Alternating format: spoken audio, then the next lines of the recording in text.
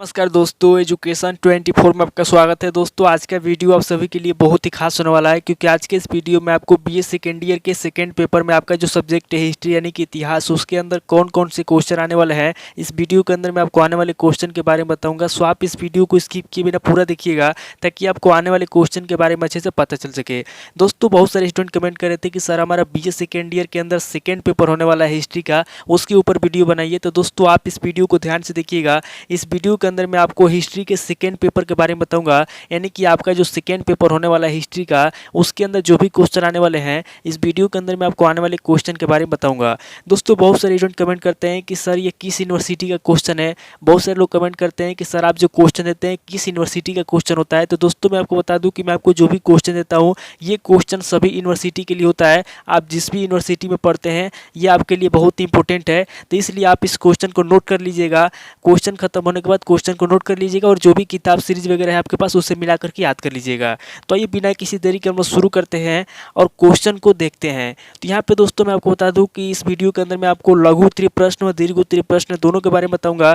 तो यहाँ पे हम लोग लघु उत्तरीय प्रश्न और दीर्घ उत्तरीय प्रश्न दोनों को संयुक्त रूप से देखेंगे। तो यहाँ पे आपका पहला क्वेश्चन दिया हुआ है, यानी कि बीए सेकेंड ईयर के सेकेंड पेपर में आपका जो हिस्ट्री का होने वाला है उसके अंदर आपका पहला क्वेश्चन दिया हुआ है। यहाँ पे मैं आपको लघु उत्तरीय प्रश्न दीर्घ उत्तरीय प्रश्न दोनों को मिला करके बताऊंगा। तो यहाँ पे आपका पहला क्वेश्चन दिया हुआ है, फ्रांस की क्रांति का वर्णन कीजिए। पहला क्वेश्चन कह रहा है जो फ्रांस की क्रांति हुई थी 1789 ईस्वी में, यहाँ पे आपको फ्रांस की क्रांति का वर्णन करना है। अब अगले क्वेश्चन की बात की जाए तो यहाँ पे आपका दूसरा क्वेश्चन दिया हुआ है, फ्रांस की क्रांति को बढ़ावा देने वाले दार्शनिकों की भूमिका का मूल्यांकन कीजिए।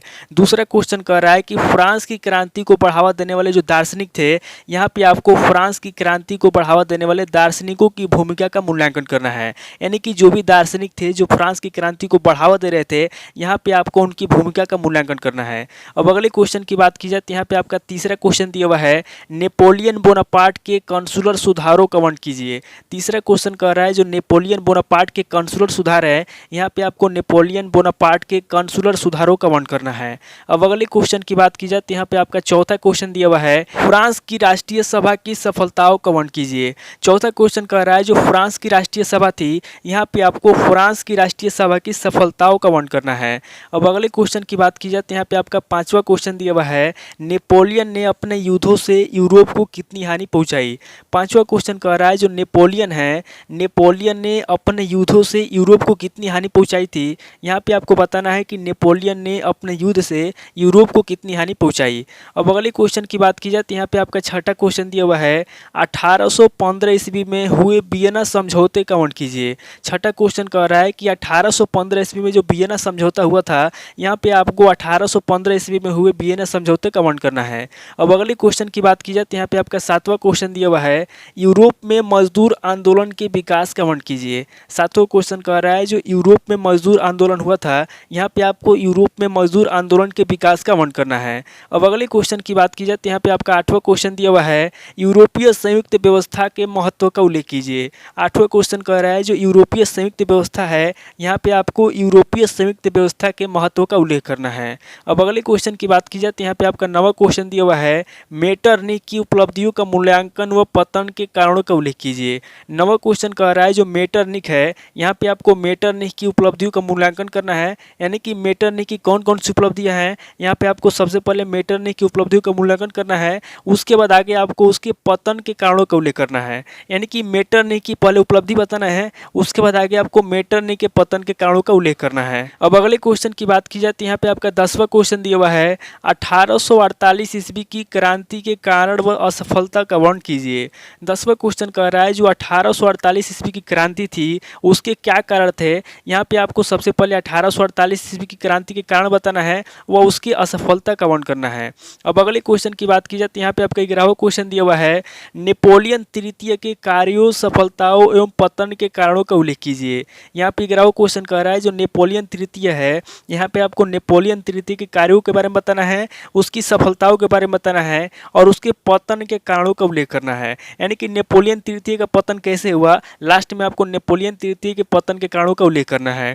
अब अगले क्वेश्चन की बात की जाए तो यहाँ पे आपका 12वां क्वेश्चन दिया हुआ है, नेपोलियन तृतीय के गृह नीति का उल्लेख कीजिए। 12वां क्वेश्चन कह रहा है जो नेपोलियन तृतीय है, यहाँ पे आपको 12वें क्वेश्चन के अंदर नेपोलियन तृतीय के गृह नीति का उल्लेख करना है। यानी कि नेपोलियन तृतीय का जो भी गृह नीति है, यहाँ पे आपको नेपोलियन तृतीय के गृह नीति का उल्लेख करना है। अब अगले क्वेश्चन की बात की जाए तो यहाँ पे आपका 13वां क्वेश्चन दिया हुआ है, जर्मनी के एकीकरण पर निबंध लिखिए। 13वां क्वेश्चन कह रहा है जो जर्मनी का एकीकरण हुआ था, यहाँ पे आपको जर्मनी के एकीकरण पर निबंध लिखना है।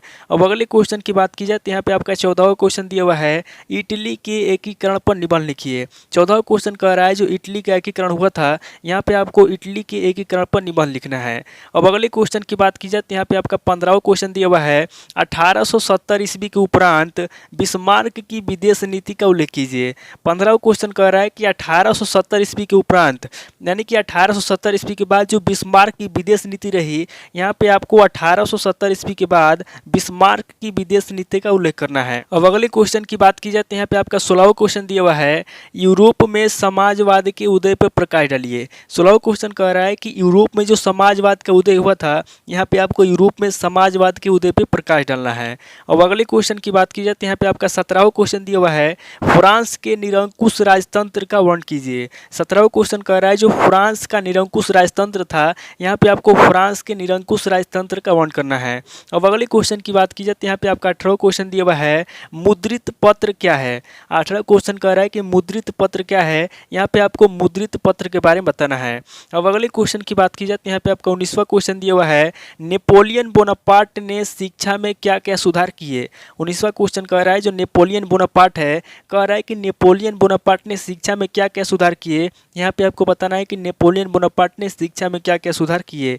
अब अगले क्वेश्चन की बात की जाए तो यहाँ पे आपका 20वां क्वेश्चन दिया हुआ है, बास्तिल का पतन कैसे हुआ। ये बहुत इंपॉर्टेंट क्वेश्चन है। 20वां क्वेश्चन कह रहा है कि बास्तिल का पतन कैसे हुआ, यहाँ पे आपको बास्तिल के पतन के बारे में बताना है। वैसे तो सभी क्वेश्चन इंपॉर्टेंट है, हालांकि ये जो क्वेश्चन है बास्तिल का पतन कैसे हुआ, ये बार बार एग्जाम में पूछा जाता है, इसलिए क्वेश्चन इंपॉर्टेंट है। अब आगे बढ़ते हैं अगले क्वेश्चन की तरफ। यहाँ पे आपका 21वां क्वेश्चन दिया हुआ है, टेनिस कोर्ट की शपथ के महत्व का वर्णन कीजिए। 21वां क्वेश्चन कह रहा है जो टेनिस कोर्ट की शपथ है, यहाँ पे आपको टेनिस कोर्ट की शपथ के महत्व का वर्णन करना है। अब अगले क्वेश्चन की बात की जाए तो यहाँ पे आपका 22वां क्वेश्चन दिया हुआ है, फ्रांस की क्रांति के सितंबर हत्याकांड का उल्लेख कीजिए।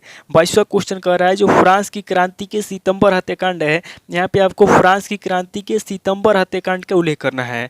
अब अगले क्वेश्चन की बात की जाए तो यहाँ पे आपका 23वां क्वेश्चन दिया हुआ है, फ्रांस की क्रांति के आतंक का शासन समाप्त होने के क्या कारण थे। 23वां क्वेश्चन कह रहा है जो फ्रांस की क्रांति के आतंक का शासन था, यहाँ पे आपको फ्रांस की क्रांति के आतंक का शासन समाप्त होने के कारण बताना है। यानी कि जो फ्रांस की क्रांति है क्यों हुई थी और आतंक का शासन कैसे समाप्त हुआ था, उसके आपको कारण बताना है। अब अगले क्वेश्चन की बात की जाए तो यहाँ पे आपका 24वां क्वेश्चन दिया हुआ है, नेपोलियन द्वारा स्पेन पे आक्रमण का वर्णन कीजिए। 24वां क्वेश्चन कह रहा है जो नेपोलियन द्वारा स्पेन पे आक्रमण किया गया था, यहाँ पे आपको 24वें क्वेश्चन के अंदर नेपोलियन द्वारा स्पेन पे आक्रमण का वर्णन करना है। अब अगले क्वेश्चन की बात की जाए तो यहाँ पे आपका 25वां क्वेश्चन दिया हुआ है, पवित्र संघ क्या है, यानी कि पवित्र संधि क्या है। यहाँ पे आपको पवित्र संधि यानी कि पवित्र संघ के बारे में बताना है। अब अगले क्वेश्चन की बात की जाए तो यहाँ पे आपका 26वां क्वेश्चन दिया हुआ है, वियना कांग्रेस के सिद्धांतों का वर्णन कीजिए। 26वां क्वेश्चन कह रहा है जो वियना कांग्रेस है, यहाँ पे आपको वियना कांग्रेस के सिद्धांतों का वर्णन करना है। अब अगले क्वेश्चन की बात की जाए तो यहाँ पे आपका 27वां क्वेश्चन दिया हुआ है, वाटरलू के युद्ध का वर्णन कीजिए। 27वां क्वेश्चन कह रहा है कि 1815 ईस्वी में जो वाटरलू का युद्ध हुआ था, यहाँ पे आपको वाटरलू के युद्ध का वर्णन करना है। अब अगले क्वेश्चन की बात की जाए तो यहाँ पे आपका 28वां क्वेश्चन दिया हुआ है, ऑस्ट्रिया की क्रांति का वर्णन कीजिए। 28वां क्वेश्चन कह रहा है जो ऑस्ट्रिया की क्रांति हुई थी, यहाँ पे आपको ऑस्ट्रिया की क्रांति का वर्णन करना है। अब अगले क्वेश्चन की बात की जाए तो यहाँ पे आपका 29वां क्वेश्चन दिया हुआ है, 1839 ईस्वी की क्रांति की घटना और 1848 ईस्वी की क्रांति में अंतर बताइए।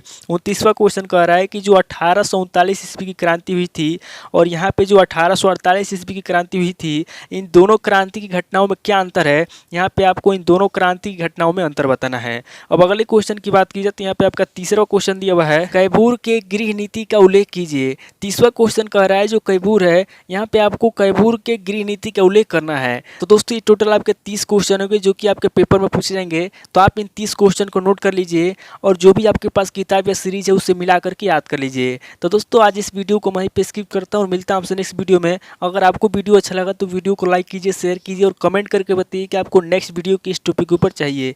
थैंक यू दोस्तों।